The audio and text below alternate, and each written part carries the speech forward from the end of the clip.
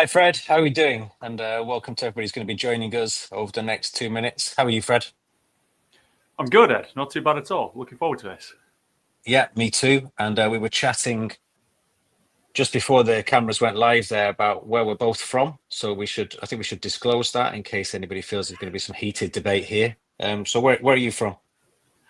I'm from Bolton, so we kind of similar area to you, Ed. I think our accents give it away a little bit. If you kind of know Uh, the UK, we're quite we do sound from that area. I think. we do. You're bringing it more out of me, I've noticed.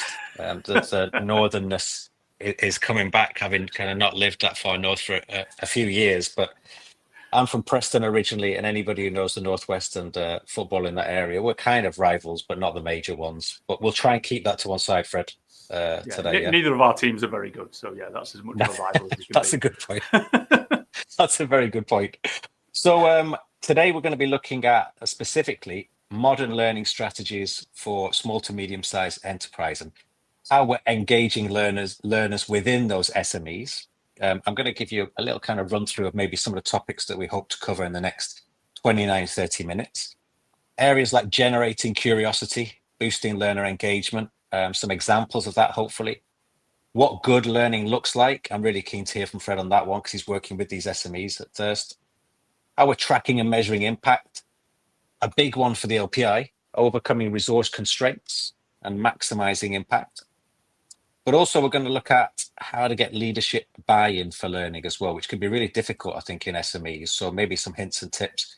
And then finally, maybe the role of artificial intelligence data in those learning strategies, real hot point and hot topic for anybody in learning and development. So Fred, let's start here. Well, let's start with some introductions. So you're the founder of Thirst. Do you want to tell us a little bit about you and a little bit about Thirst? Yeah, no problem. Sure thing. There's a lot to get through as well on that agenda, so I'll try and keep it brief. That's right. So yeah, founder of Thirst. Thirst is an AI-driven learning platform. We're designed to give you learning development, a big boost. Think of it like turbocharging your learning culture. Deliberately focused around providing a platform that's really engaging for you and growing your leaders, but perfect for that SME kind of market. Myself, I started life as a software developer. I've been in this sector for about 20 years. I used to build all the learning tools and the courseware and SCORM, Macromedia Flash, all the bits and pieces that I've still not seemed to have been completely removed from our space. And then just grew the business from there and spotted really how we can use technology to advance learning solutions. And that's what's led me here. That's brilliant. And we share the same barber, it would seem as well, I think, Fred. We did comment on that before, didn't we? We we did, yeah. So before we continue, a quick introduction from me as well. I'm CEO and co-founder of the Learning and Performance Institute. It's one of the largest independent bodies for learning professionals in the world. And our main ethos really is to make learning work. So that's why I'm really keen to hear from Fred as to what he's doing with his organization and what he's doing with clients, organizations that they're working in, some real world examples. And so let's get straight into it because time is of the essence. You mentioned there learning culture within your kind of spiel about what Thirst does. You probably know this, but after AI, so infusing AI into learning, our data shows us that establishing a learning culture is the second biggest challenge for any head of learning in any size organization. So that might be FTSE 250, Fortune 500, or the SME sector. So it is no different for SMEs. The challenge that we find in addressing that challenge, if you will, is giving people time to learn. And I think we should be switching the narrative that, impactful learning is not a cost. It's the best investment we can make. Are you thinking the same? And if so, how are you making that happen, Fred? Yeah, I mean, there's lots of great statistics that back this up. Learning strategy, especially in SMEs. You talked about it being for every size of business. That's true, but especially it's overlooked in SMEs due to sort of limited time, limited people, limited resources. But it's the one lever of growth in your business in SME that you can fully control. Professional development, just drives that edge and that differential. And you talk about learning culture. There's lots of studies done on this as well, and we're seeing, there's been studies that report things like 94% of employees say they would stay longer at a company that invest in their development. So from a primarily from a cultural standpoint in your business. You're driving that interest in professional development, and you're growing that. That's going to make sure that your staff are more engaged and stay longer. And then as a result of that, you see that drives profitability, boosts retention. Gives your business that competitive edge, and it's the best way of growing your skill set within your SME, but it's also the best way of retaining your staff, reducing your recruitment costs, and everything associated with that. So, whilst it is a challenge because of limited time, people, and resources, I think it is pretty critical for an SME to kind of make sure they do try and embed that into their organisation. Yeah, we agree. I mean, the data shows it, as you say. It's not just the OPI's data, but numerous examples of research done in this space. I think psychological safety is important when you're trying to build a learning culture. So people feeling that they've got the time and the freedom to learn. But also user-generated content seems to be quite a major thing now as well, in that people want to feel an affinity towards the content that they're using. Obviously, we'll talk about AI later, and something that I'm really passionate about, this concept of learnership, that the best leaders are the best learners. Are you seeing role modeling within the SMEs that you work with being a major thing? Because that will obviously give everybody else the freedom to think, well, we can learn because this person is doing that Thursday afternoon and investing in their own career. Is that something you're seeing? Yeah, I mean, that sort of touches upon all sorts of different points there, really, because I'm a real big fan, and when we talk about sort of generating engagement around learning content and curiosity, boosting that sort of engagement piece, I'm a real big fan of using the psychological kind of elements that humans all kind of don't realize that they play into, and it's been mentioned a few times before around things like gamification. But effectively, gamification is, no matter what you're gamifying it on, is about you comparing yourself to others. So you're going to actually look at they've completed X amount of courses, or they have got that job role, or they've progressed through their career. So we utilize that really well in our platform in terms of just being able to evidence, where your peers are developing and what they're progressing into. And you can actually navigate in, you can see that person, you can see what skills they've got, what skills they're looking to achieve, and you can see the content they are consuming and the content they are creating. So that has the first fold in terms of, yes, the leaders are showing what they're doing, and and this might just be a peer, even not even a leader. It could be someone who's in your same sort of role. You're comparing against that, so that brings that side. But then you also mentioned this kind of, especially in SMEs, when time is critical for L&D managers and roles like that, or you may not even have them roles in your business, is the knowledge that you have really is in the heads of these leaders. It's in the heads of these individuals. And it's been able to get that out. It's that tacit knowledge sharing that's really important. So again, not only from that, I can see my learners my leaders are learning, they're progressing through, but it's also, can they share their knowledge as well as they progress, and we can learn from them. And I think if you set that up in the right way, you can basically generate a whole swathe of really relevant to your organization learning content without having to, gatekeep that, or without it being a big time sink. Yeah, I completely agree. There's another word that I'm going to pick out here that you just used, which was curiosity. Sure. And a bizarre growth in the use of this word on social media at the moment, relating it to learning. And this idea of, I'm not going to use the word fostering because it would imply that I am actually not real and I'm ChatGPT talking. But engendering curiosity in organizations. It's not easy, is it? I mean, how are you doing this with what you're providing? Because it's content, but do you work with organizations to try and make sure they've got the culture of curiosity to support the ease of access to content?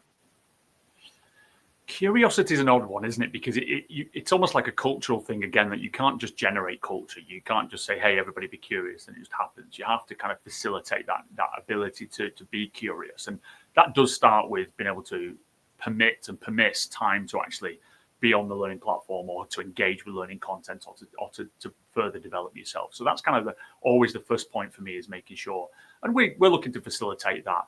But then it's also the curiosity can be formed with the way that their learning content is either broken up and then or presented. So, where a standard approach to this would have been typically, here's a long course, 3 hours long, we're going to present that to you, and it's up to you to take that course. That doesn't really kind of breed curiosity. That's being told what to do, and I have to do it by end of the month or else kind of thing.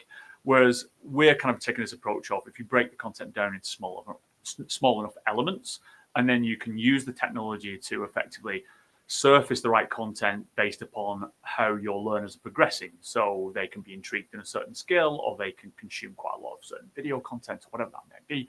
And you can start to effectively surface that content in the right way to kind of challenge that curiosity a little bit, to sort of give them the ability to discover the next thing that interests them. And it's not likely to be the exact mapping on the, the compliance coursework that you said it was going to be. It's going to be someone has a tendency to, actually, I might have an interest in something passive like database queries or something like that. And they can just branch off as a result of that. So I think, twofold for me, it is all about how you permiss it in your business to make sure you've kind of given a wide open space and it's part of the core method messaging, but also then breaking the content up and using the tools and technology to really kind of surface and generate that curiosity as well.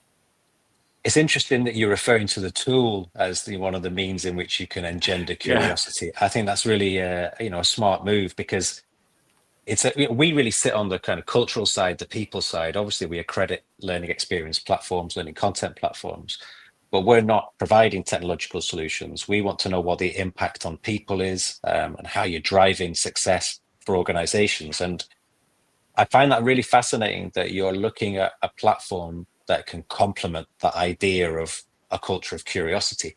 Well, I wanted to talk as well around examples of so specific examples of SME friendly engagement strategies. To my mind, the work I've been doing for the last 30 years, that's right, Fred, when I was 12, it depends. It depends on budgets, doesn't it? And so it's a balance between what is convenient and what is meaningful. That's something I've been speaking about all over the world, actually, for the last 2 or 3 years, this convenience efficacy paradox. In my experience, the two things aren't always present in engagement strategies. So sometimes something can be convenient, it's not that impactful, but it's easy to access. Sometimes it can be really meaningful, but it's pretty difficult to experience. Stereotypically, that can be content versus classroom-based learning in the past. We're actually seeing a huge growth in face-to-face experiences. How are you ensuring that your platform, and just more widely speaking, actually, how are you ensuring that you're cutting through that maybe accusation against a lot of platforms at the moment that this is just, content overload and you're not actually creating real meaningful learning experiences? I get the sense from talking to you that you're really passionate about that. So can you talk us through that? Yeah, indeed. You raise an interesting point, I think, in general, that people are starting to head back towards that in-person kind of training to some degree. And I think I have this kind of really wild theory that over time, as AI in general becomes more ubiquitous across the board and the internet becomes more just computers effectively talking to other computers, that we're probably going to head back even further into that real life work element, because it's the only thing we'll actually be able to trust again. And that's where the technology challenges we have really is trying to making sure that we're facilitating learning in the right way. And, where we're talking about these little tricks, like you can use leaderboards and FOMO and social proof and all these things to sort of garner engagement, we all know that realistically the truth in the training and it's sticking is all about that reusing element, reuse the actual training you've learned. If you can put it into practice very quickly, if you can do that. And, we facilitate it in a way that, you can use that blended learning approach. You could run entirely in-person, face-to-face events to our platform as well. You can do it that way around. It's not really dictating that you have to do it a certain way. And it allows you to use that really nice combination of elements as well, because there is no complete right and wrong here, and organizations work differently, again, depending on their makeup. But I think as long as, you are trying to drive home that training with that repeat element to that, you're facilitating these in-persons as well as these online elements to that as well. I think that really works. And, I think statistically, again, employees, if we deliver this wrong, they basically, I think it's like 21% of employees strongly agree that their learning is relevant to their work. We've got 79% there of people don't agree that it's relevant to their work in general on studies that have been done. We've got a long way to go. Just simply saying, here's a load of content or here's a load of face-to-face. You can gamify it all you like, but if you've not got the right subject matter expertise there, the right knowledge being shared, and then the right kind of reinforcement of that knowledge, you're just simply going to continue to lose that battle of what employees think is important. Yeah, that contextualization of the content's really important, isn't it? You can't just bring in any old content. And I admire the commitment to personalization. Um, that's not prevalent in every founder of a platform, that they're really committed to this being a kind of individual feeling experience.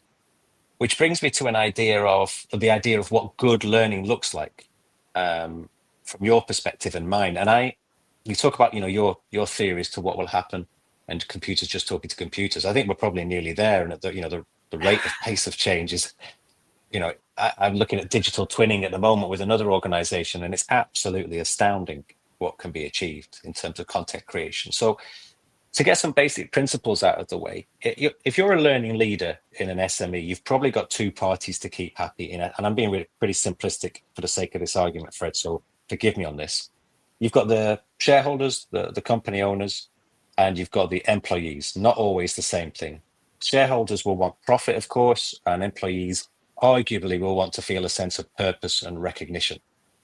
So in terms of what good looks like, the utopian ideal for an organization like Thirst is to fulfill those two ideas, to drive profitability for the company, to create a culture where people feel purpose driven and they're recognized. This is not new. Milton Friedman, 1970, in the New York Times, said the purpose of a business is to generate profit for shareholders.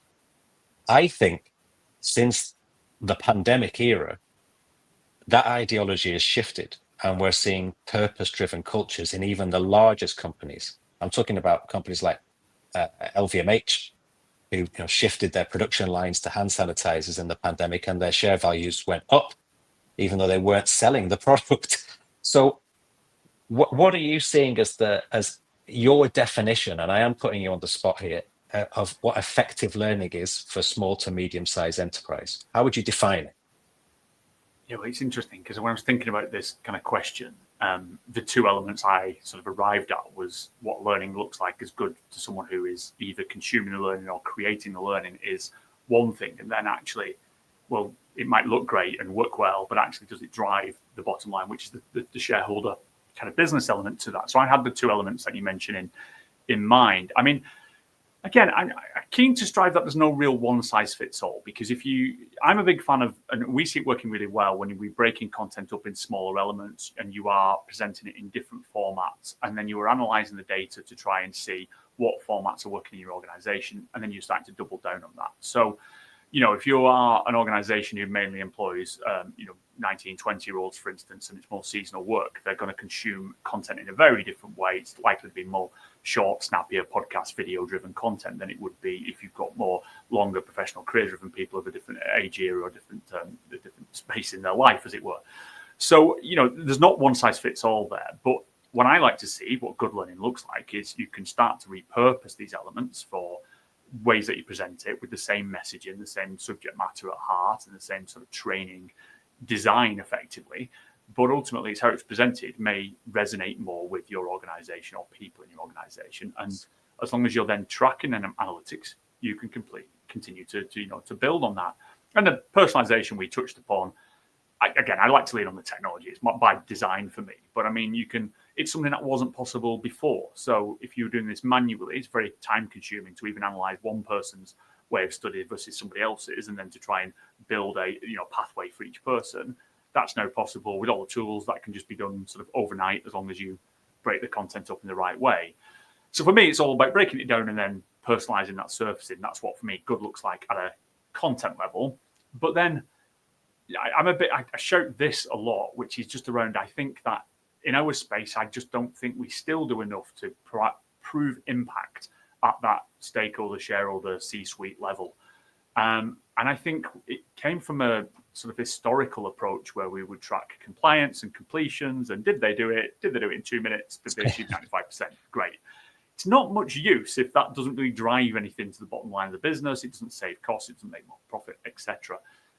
So we've built a lot of our analytics now in the platform around just trying to track metrics that are slightly different. And with that, I think you then want to tie that up to business metrics. So if you start your digital transformation journey here and you put a new training system, platform, approach, strategy, whatever in place, then you want to try and track what was your staff turnover prior to that? And then what's your staff turnover in 6-12 months time based upon the changes you made? Have you seen it make a difference or not?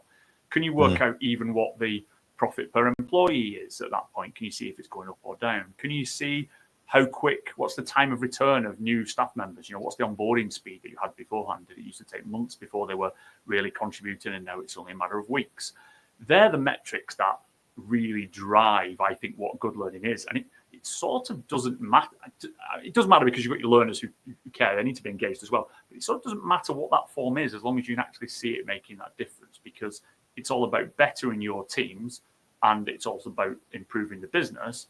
And the two come hand in hand. If the teams get better, then the business gets better. So it's a very nice way of tracking what good learning looks like. So yeah, we put a heavy kind of play on tracking the business metrics really as a big gauge on what good learning is.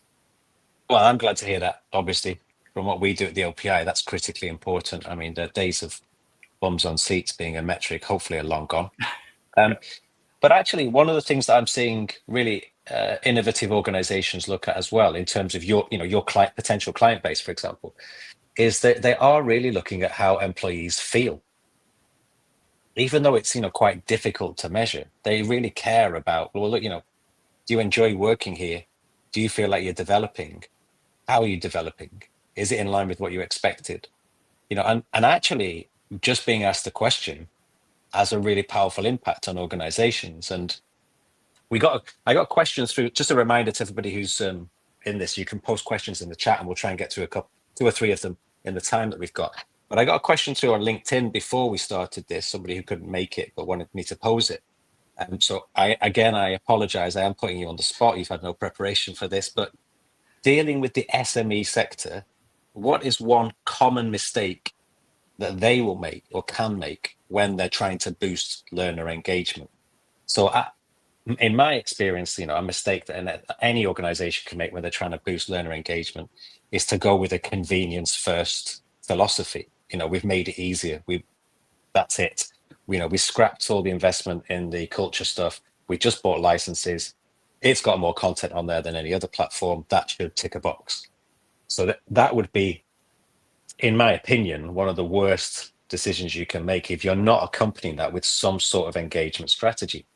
I've spoken many times, Fred, about walking into some of the largest employers in the world, and they've bought over 20 platforms and still think the solution is the next platform. So there has to be that sort of the cultural piece, which I admire you being committed to. Are you seeing have you got any other examples of mistakes that SMEs should avoid, maybe make?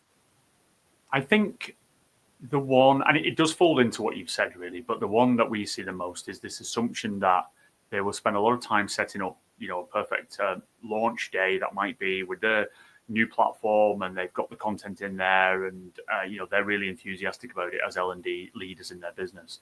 And ultimately, a lot of people, if you've not built that learning culture in the organization and have not got that same enthusiasm that you do, and it's pushed out live with a great fanfare, everybody logs in for the first few days or first month, and then they never really return again because it didn't quite hit the mark, or it was just a kind of a launch and almost forgotten.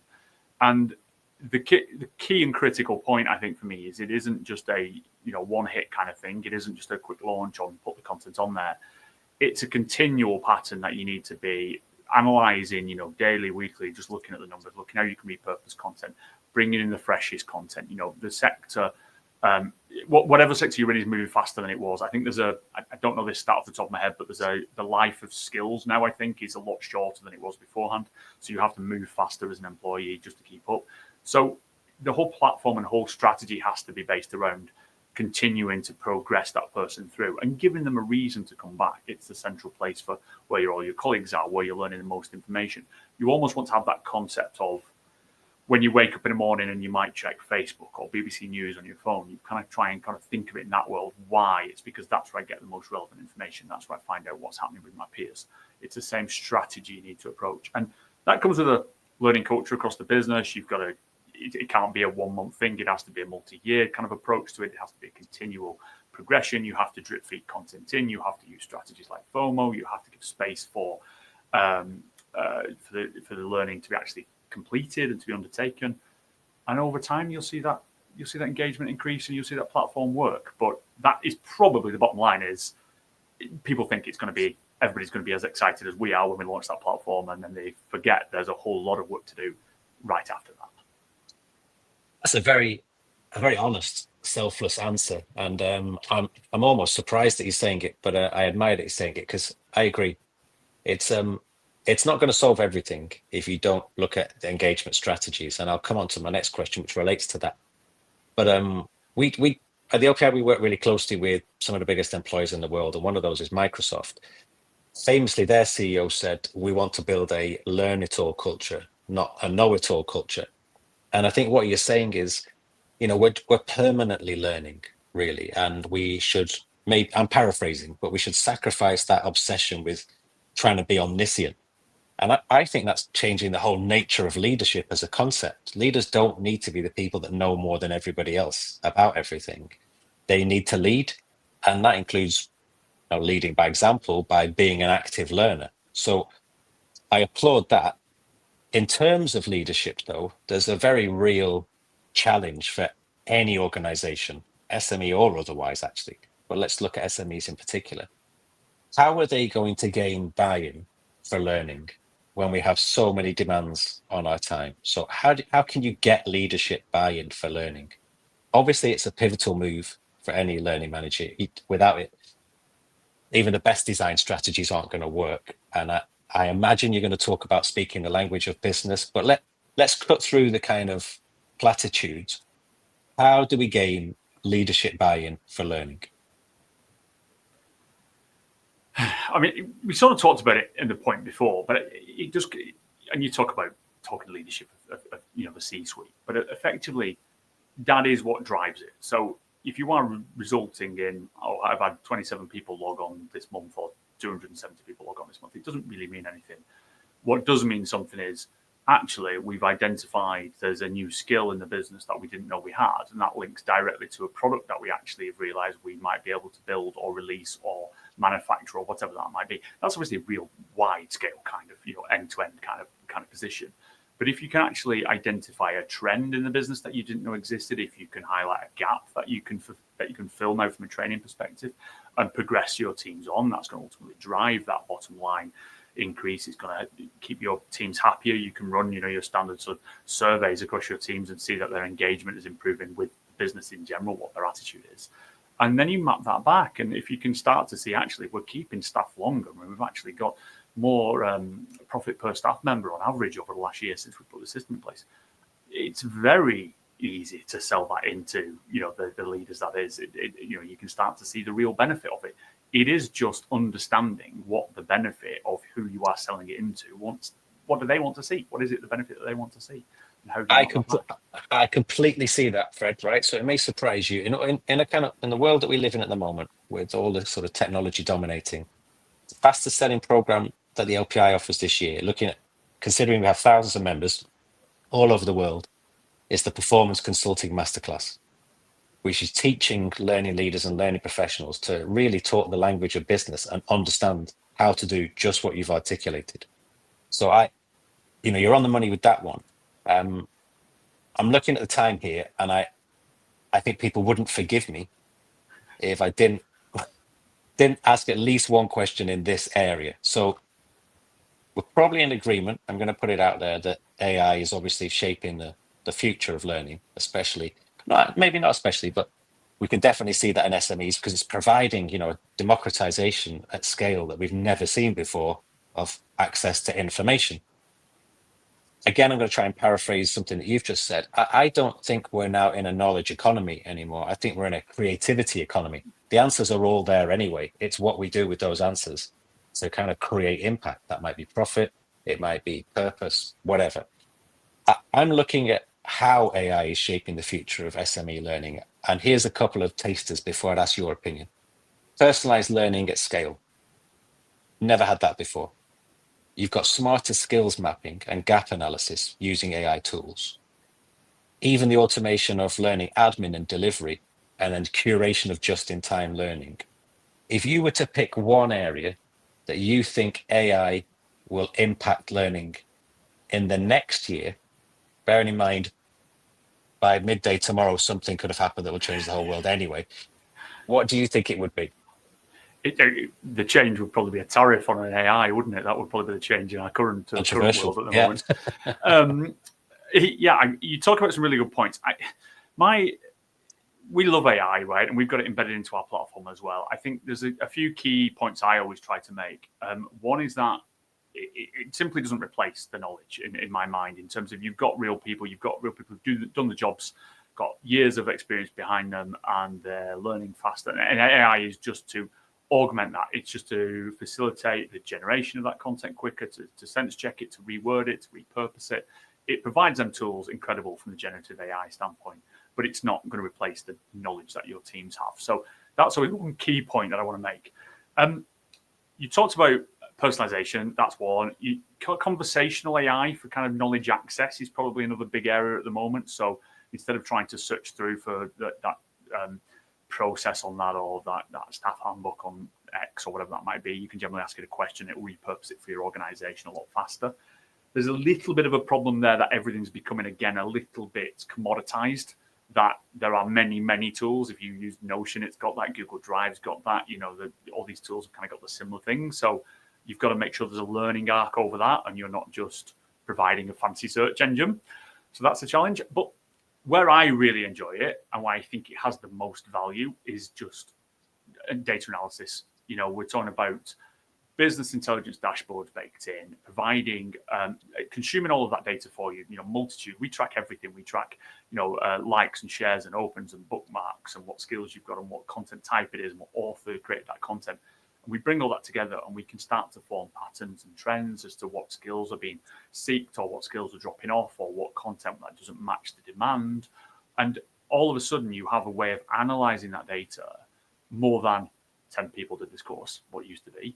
You can analyze that data completely differently and inform that with other decisions within the business as well. So, I mean, there's tooling now on the AI dashboard side in data analytics, where you can simply type in, hey, can you show me, the top 7 people in the last week who've got over 50%, and it will just draw you a chart or something similar. You can ask it real world questions without trying to dig through. It's going to generate that for you. So I love that. I think I'm a big fan of using it as a facilitation to speed up the Groundhog Day style work that we do, and whether that is, generating content or repurposing it, great. But actually, I think the data analysis part, I think, is probably where the real value that AI will bring L&D specifically, that's different to what AI will just bring everybody generically across all the other tools as well. Yeah, I think for SMEs, I think AI is leveling the playing field for them. So there's no longer that need less people, basically, isn't it? Less people to do the same work. Exactly. No longer the need for the big budgets. No longer that kind of David Goliath mentality. In your words, I think we can create powerful, personalized, scalable learning, working with organizations like yours, and internally focusing on the things that really matter. And actually, with the right tools, accompanied with what's dominated this conversation, actually, the right mindset and the right culture, they can actually move faster than large companies.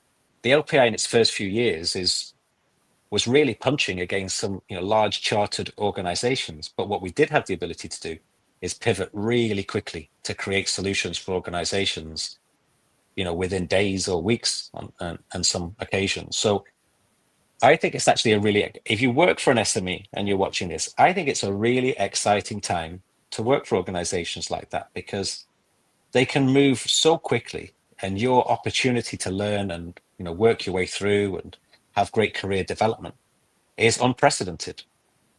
So we've got a final question here, and then we'll wrap up.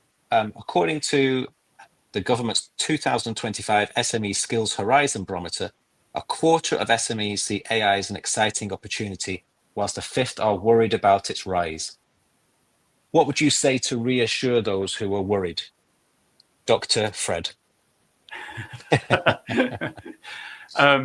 Well, I mean, you quote a statistic from a report there, and I've got another statistic which sort of confirms again its impact.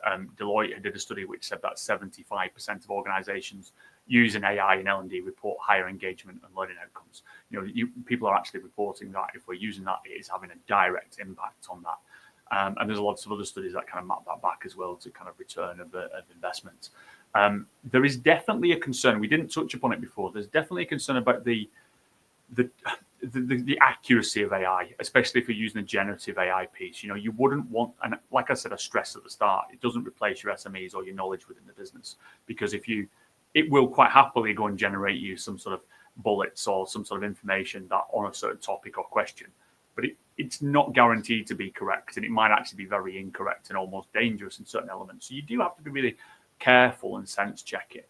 But I think where I talked about utilizing it the most is just allowing you to, like I said, it's just facilitating you to do more things faster with a smaller team and less budget. So I wouldn't be worried about the use of AI in general, but I wouldn't just solely be my strategy. I would use it as part of other things as well.